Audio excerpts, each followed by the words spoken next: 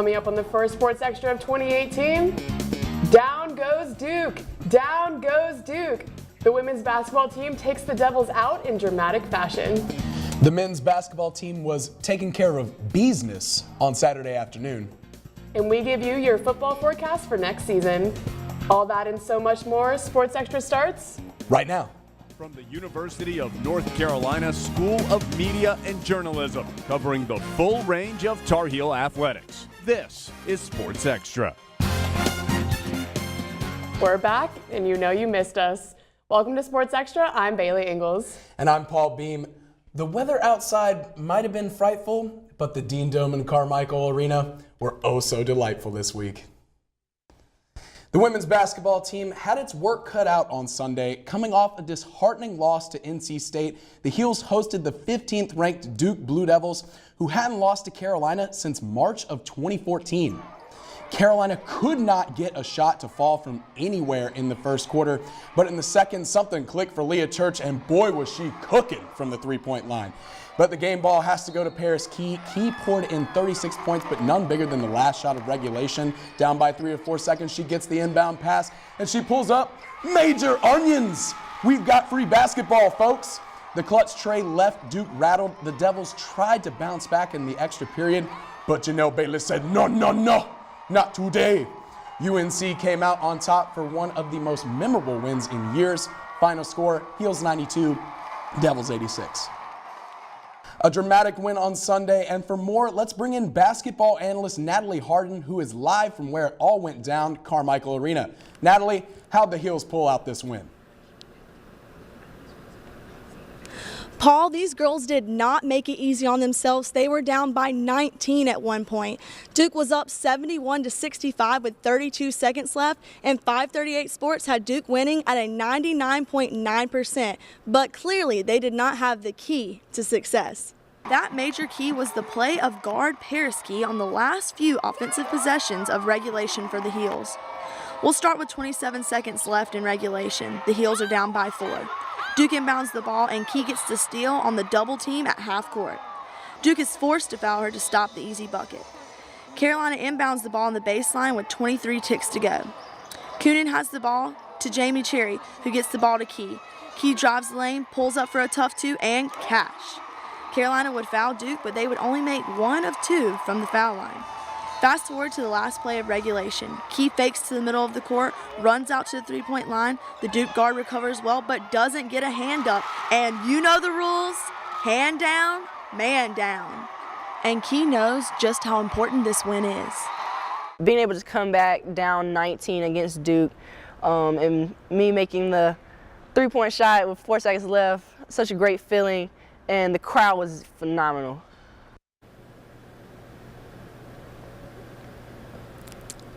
Hey, I'm here with Coach Crawley, and I'm here with Leah Church. Okay, so just tell me how you feel after that win last night, coming back off your past seasons. You just know not being able to beat Duke here on your home court. How does that feel? It feels great. It was an emotionally draining game. I was telling someone the other day that rivalry week is very difficult because we play NC State on Thursday. We turn around and play Duke on Sunday. And both of those games just takes a lot out of you because there's so much emotion involved just because of we're so close in proximity. Of course. And can you just tell me a little bit about the program? Do you think it's turned its corner now finally against Duke, that win? Do you think it's just going up from here? We're definitely seeing sparks of greatness from our players. They're starting to put the pieces together. They're starting to gel and learn how to play together. They know each other's strengths and weaknesses. So it's been a joy to kind of see that light bulb turn on for them. We feel like we have what it takes to have a really special team, and this is a team that we really enjoy coaching. I mean, there's some teams that are good, but not good people, you know. These players are good people, you know, they're funny, they love each other, they play very hard for each other. So it's been a joy just to kind of see the program kind of get back on its feet. We've been through a whole lot, but Coach Hatchell is built for endurance. She's tough. I mean, you know, once you fight cancer, there's nothing that, you know, you can't go up against, you know, with God's help. And so she never allows us to admit that we're tired. She never allows us to quit. Her book is called Fight, Fight, and that's what she does. She fights to the very end, and I thought the players were a reflection of that last night. All right, great. And speaking of fun to watch and a spark on the team, just Just tell me how you feel a freshman coming out here, putting down those points, career high. Well, I grew up a Tar Heel fan, so I dreamed of this moment. I worked hard for this moment, and for my coaches to believe in me, my teammates to believe in me, it's a true blessing. I just thank the Lord for the opportunity. All right, thank you so much.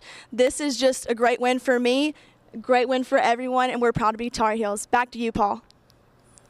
Natalie Harden live at Carmichael Arena. Thanks, Natalie. Death, taxes, and Clemson losing in Chapel Hill. There are just some things in life you can always count on. Tuesday evening, the 20th ranked Tigers visited the Smith Center trying to snap a 58-game road losing streak against the Heels. The 15th ranked Tar Heels handled their business early on and entered halftime with a 15-point lead. There were serious concerns with forward Luke May after some friendly fire left him with a bloody face. He would return later in the game. The second half was a much different story. Clemson made 15 straight shots, not missing for more than 10 minutes. That run trimmed an 18-point lead down to just 2, but the Tar Heels never fell behind. Cam Johnson was integral to North Carolina's success throughout the game, as he finished 6 of 9 from deep and was good for 21 points. Joel Berry's 15 second half points were also massive as the Heels closed out the Tigers 87-79. The win made UNC 59-0 against Clemson in Chapel Hill. As the snow melted, Carolina looked to capture its 4th straight ACC victory, as Georgia Tech came to the Smith Center to take on the Tar Heels on Saturday. It was a breakout game for Sterling Manley as the freshman tried to earn more minutes with big dunks on a nice assist from Theo Pinson. Pinson continued his solid outing on plays like this, wrestling the offensive rebound away to get the ball right back for a sweet driving layup. You'll see that right there. Justin Jackson also made his return to Chapel Hill and was honored with a halftime ceremony where his jersey was officially hung in the rafters. Jackson was also recognized for winning the prestigious Patterson Medal for his athletic accomplishments. The halftime break didn't slow down Jaleek Felton, who took advantage of a Luke May steal and brought it down the floor himself for the dunk. But the game was not without controversy as Jose Alvarado steps over Joel Berry after fouling him.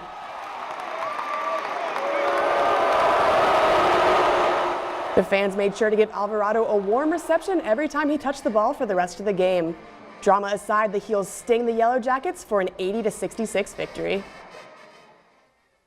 A clean week made it 4 straight wins for the Tar Heels as they get into the teeth of ACC play. And here to break it all down is basketball analyst Michael Coe. Michael, how's the team been looking to you? Bailey, I have good news and bad news, and I'll start with the bad. This team is talented and has moved to the number 10 ranking, but the Heels need to take care of the basketball. Now, against Georgia Tech, the Heels were particularly sloppy with the ball, committing 10 first-half turnovers, including 9, count them, 9 in 11 possessions, giving the Jackets an early lead. Watch here as Garrison Brooks simply drops an entry pass. You hate to see it, Bailey. Now, here's Joel Berry after the game. A couple of the turnovers were trying to make a play, trying to get to the basket, and we just fumbled the ball. So it wasn't necessarily them creating them. It was just us making stupid turnovers. But now to the good. The freshman bigs have been a frequent topic of conversation for Heels fans this year, but I think one has separated himself from the crowd with some manly play in the paint. That's right, Sterling Manley has made himself a force down low. His wingspan can be a difference maker. Check out as he rips down an offensive rebound for the putback slam.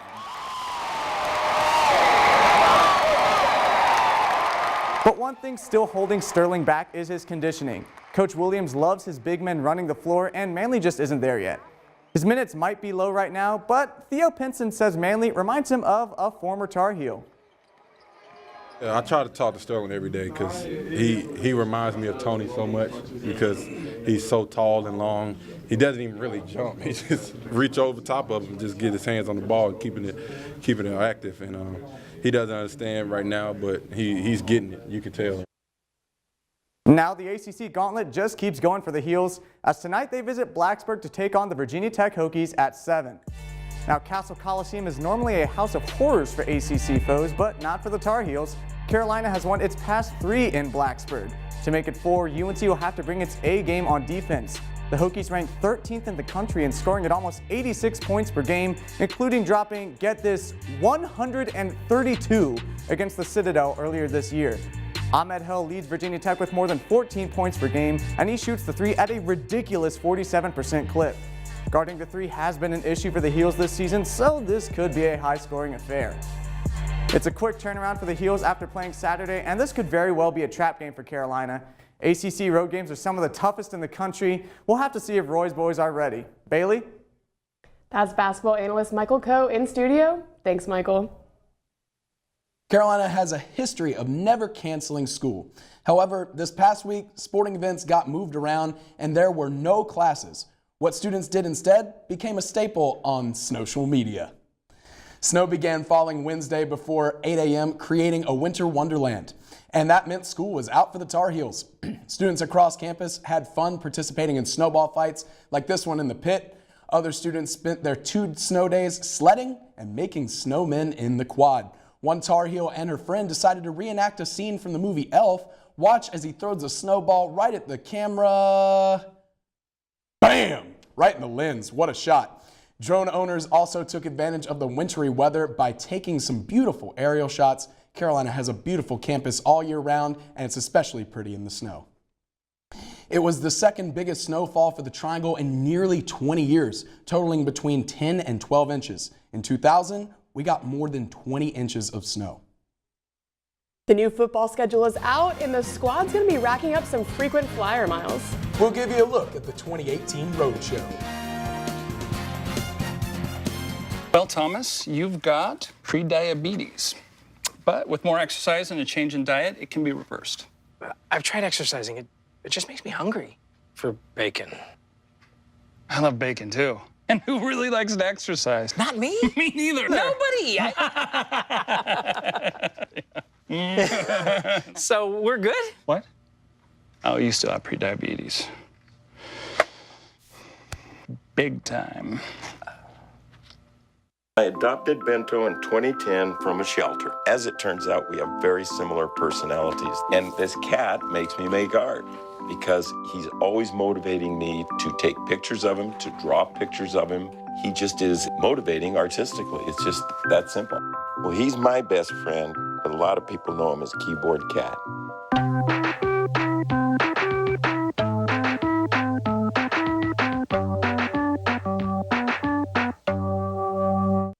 It's me, Artie. Come see what I collected from the Creative Galaxy in my idea box. Transform your world. Will you help me make art? Each one of our journeys keeps us young. Before you throw it away, Hey, I have an idea.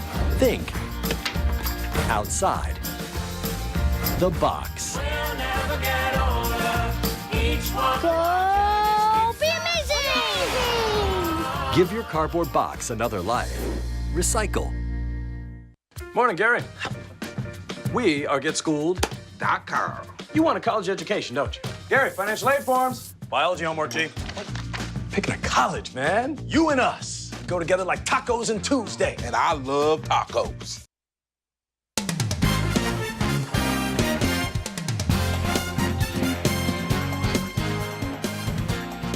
The football schedule for the 2018 season is out, and the Heels have a tough road ahead of them.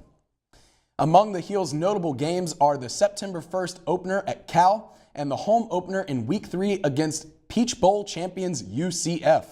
Carolina will travel to Syracuse on October 20th, the first time they've visited the Carrier Dome since the Orange joined the ACC. The Heels will visit Duke on November 10th and close out the season at home against NC State. For more about the 2018 Heels, we bring in football analyst Cam Newworth. Paul, ain't it crazy? It's just January and we're already talking football. I guess maybe we're just trying to run away from the crapshoot of a season that was 2017 as quickly as we can. But I want to highlight 3 key games for the 2018 season, all that come during the first half of the season. The Heels opened the season on the road against California, the same team they lost their season opener to against in the 2017 season. Under head coach Larry Fedora, Carolina is an abysmal 0-4 against Power 5 conference opponents in season openers. If that trend continues, Carolina will be off to another rough start. Secondly, Carolina will host the self-proclaimed national champions during their Week 3 home opener. Though UCF lost head coach Scott Frost to Nebraska, the Knights returned key pieces in their quarterback Mackenzie Milton and running back Adrian Killens. Killens reminds me a lot of Kansas City Chiefs speedster Tyreek Hill, and he could pose a major threat to a Carolina defense that will still be trying to find its identity after losing arguably the team's two best linebackers in Andre Smith and Kason Collins. Barring a national championship hangover, the Heels would be in for a tough test as they attempt to christen their newly renovated Kenan Stadium. Lastly, Carolina faces Virginia Tech coming off a bye in Week 7. Recently, the Heels haven't had good fortune against the Hokies.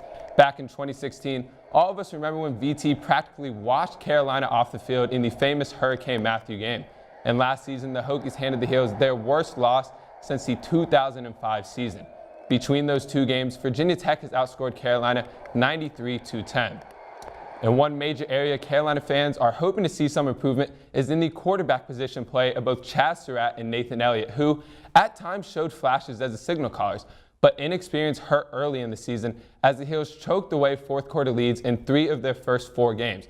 Now let's begin with the man who ended the season as a starter, Nathan Elliott.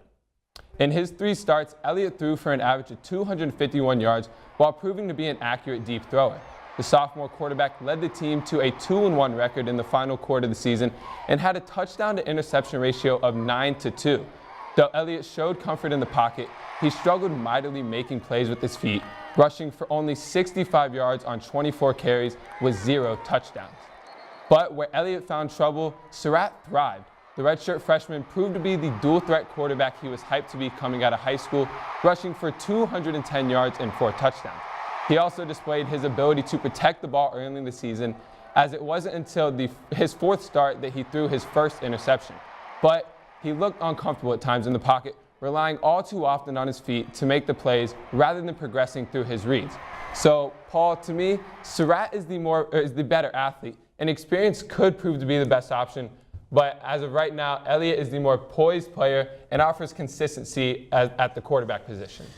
Sounds like that quarterback situation is just as murky as it was last year. That's Cam Newworth in studio. Thanks, Cam. UNC baseball season tickets just went on sale as well, and the Diamond Heels would love nothing more than to get back into the College World Series after a disappointing end to 2017. So what's the outlook for the season? Cambria Harrow has the scoop. UNC baseball is back in full swing. The Heels have been practicing since the fall semester, and they're ready to redeem themselves after a tough end to what felt like a championship caliber season. Practices have been real good. We've been lucky with the weather all fall, and we have a good group, got accomplished what we needed to. Our kids are it's a very committed group. With a new set of talent, Coach Mike Fox looks forward to this season. The end was disappointing last year, but it is what it is. You have to kind of use what happened to you in the past. You've got to use it, as fuel for the future. We need these freshmen and some of the new players. We got some transfers as well to come in and help us. None of us want to feel that way again, so we'll use that to motivate us and drive us. Veteran players are determined to make up for what feels like a lost 2017 season, including senior Zach Gayhagen. The year last year was unbelievable, and it was a fun ride, and we hate to have had it end so early, because we knew we were a good team. But I think we're right back on track. We got a good group of guys that can handle the roles that we need to fill, and we're excited to get going. The players hope they can achieve a specific goal. Get to Omaha. That's the hopes every year, and we thought we had the team last year, but it is what it is. But we're going to get right back on track where we left off, and I'm not worried about that. Can Carolina orchestrate a redemption tour 2.0? Stay tuned. In Chapel Hill, I'm Cambria Harrow reporting. It might be time to roll out those redemption season hashtags one more time. The 5th-ranked women's tennis team went on the road to Virginia on Saturday to take on William & Mary, and it was an old-fashioned beatdown. The doubles point went quickly for the Tar Heels with 6-1 wins from Jessie Aney and Alexa Graham, and another from Marika Ackerman and McKenna Jones. There was no disappointment from the Tar Heels going into singles as Sarah Devatella refused to surrender a point during her singles win. Carolina trounced the Tribe 7-0. Against Richmond later that day, the Heels swept both the singles and doubles matches to earn another 7-0 result. The doubles victory included a win by seniors Maggie Kane and Cassandra Vasquez. Allie Sanford, Jones, Davatella, and Graham each picked up her second win of the day in straight sets. The Lady Heels are back in action Tuesday against East Carolina. UNC men's tennis players were quick to remind everyone just why they're ranked 3rd in the country, with some dominating performances on Saturday. The Tar Heels continued their winning ways later Saturday afternoon against Wofford as the number 3 ranked Tar Heels didn't drop a set. The afternoon started out with a 6-love shutout win in doubles from freshman Benjamin Seguin and sophomore Josh Peck. The pair left it all on the court, and the Terriers never stood a chance against Carolina, and Carolina won 4-0. The Tar Heels will host the ITA kickoff this upcoming weekend, taking on Drake on Saturday at 12:30. The gymnastics team was back at it on Friday night.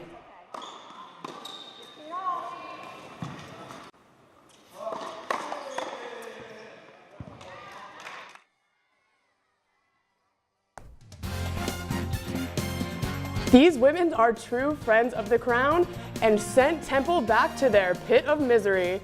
Philly, Philly. Connor is struggling in school. Finding lowest airfare to Istanbul. Why don't you understand me? I do. This is what it feels like for kids with learning and attention issues. Redirecting to understood.org. Hey, did you know that 2.4 million loving cats and dogs in shelters and rescues need our help to find a home? Go to theshelterpetproject.org and search your local shelters and rescues. Go for a cuddle with your next best friend. Fancy pants peanut butter? A big screen television? You haven't even bought a sofa yet. A motorcycle? When your father finds out, he's gonna flip his shoes with 2 buckles? What do you even need 2 buckles for? Mr. Big Shot, buying whiskey shots for everybody in the bar. From the looks of it, I'd say nobody even remembers. Feed the pig.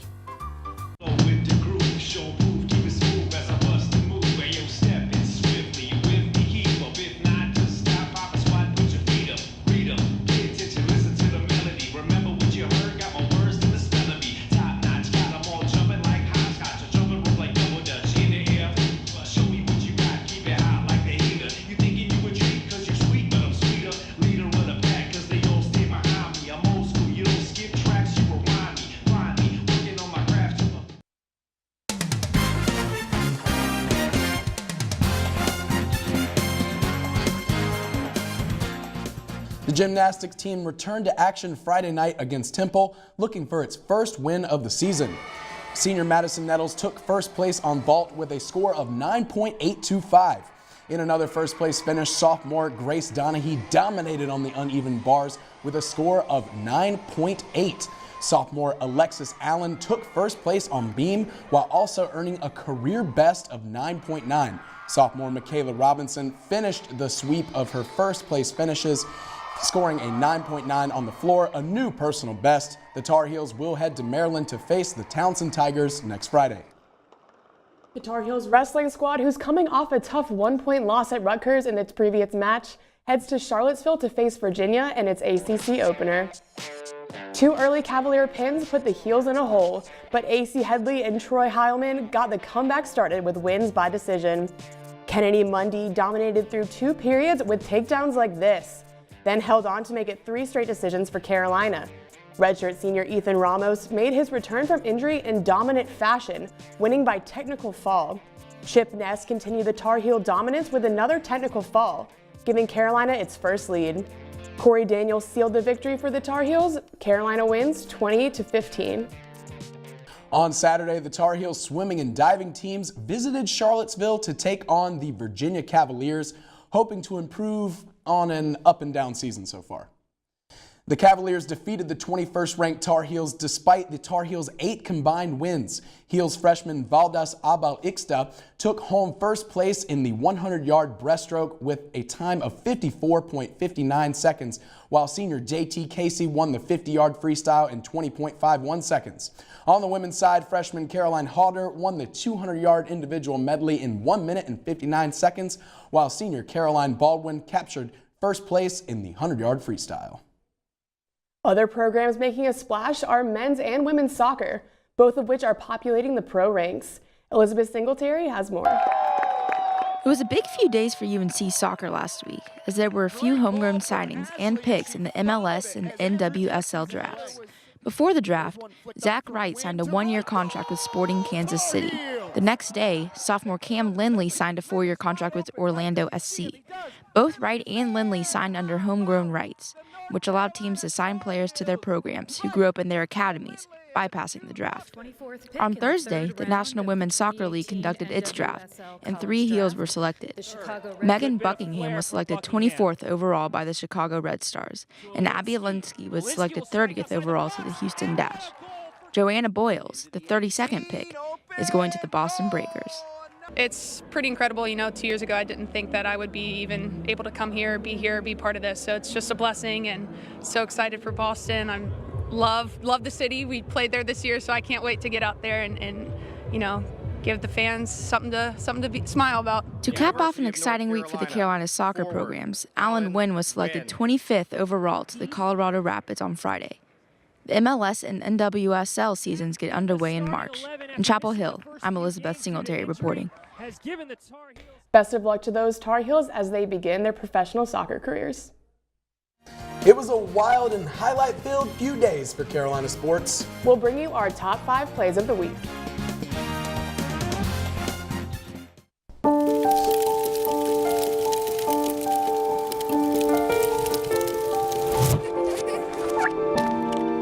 Did you know parking over tall, dry grass can spark a wildfire? Only you can prevent wildfires.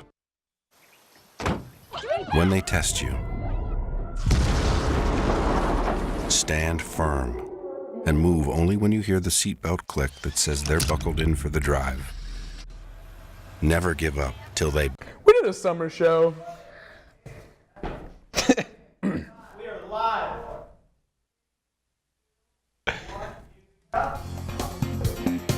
Coming up on the October 16th edition of Sports Extra, a huge announcement from the NCAA has Carolina fans breathing a big sigh of relief. The old banners are still hanging, and the basketball team unveiled a new one in the Dean Dome. And the Cavs came into Keenan and asked, "Hey, Tar Heels, need a new daddy?" All that and so much more as Sports Extra starts right now. From the University of North Carolina School of Media and Journalism, covering the full range of Tar Heel athletics. It took everything I had not to bust out laughing right there. I just moved in with his family, and it's embarrassing.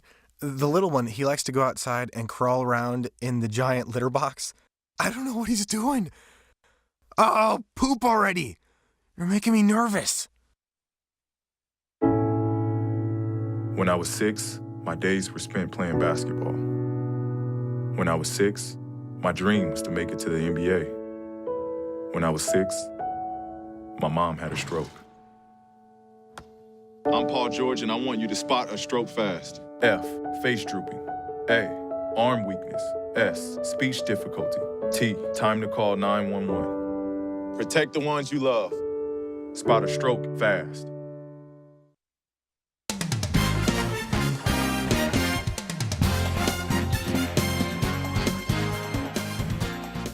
It's been a successful week for Carolina athletics. Not only did the Heels dominate in most sports, they did it with style. And here are the top 5 plays of the week. Let's get it going with number 5 with men's basketball. Luke May dishes it into Cameron Johnson, who throws it inside for Theo Pinson for the easy 2, extending the Tar Heels' lead to 9 against the Clemson Tigers. At number 4, women's basketball against the Wolfpack. You can't be lazy with Paris Key on the floor. She swoops in, taking it straight to the basket for the bucket. On to number 3, sticking with basketball, Cameron Johnson at the top of the key to Theo, inside to Luke for the two-handed thunder. I'm sorry, I didn't quite catch that. Boom! On to number 2, Nicole Green with the massive 6-foot 2-inch leap. That's the highest jump in the country this season. For reference, my co-anchor here, Paul Beam, is only 5'9". Finally, number 1, and what a play it was. Women's basketball down 3 with 4 seconds to go. Paris Key, she drains the triple, sending the Heels to overtime with the Devils. Key led UNC to the overtime victory with a career-high 36 points. You know, Bailey, I'd like to dispute that. I am not 5'9", I am at least 5'10". Paul, we've been friends for a couple of years now. I know I'm 5'10", and I can see over your head for the entire time we've been together. Oh, well, that hurts. Well, that does it for this edition of Sports Extra. Thanks for watching. Have a great night.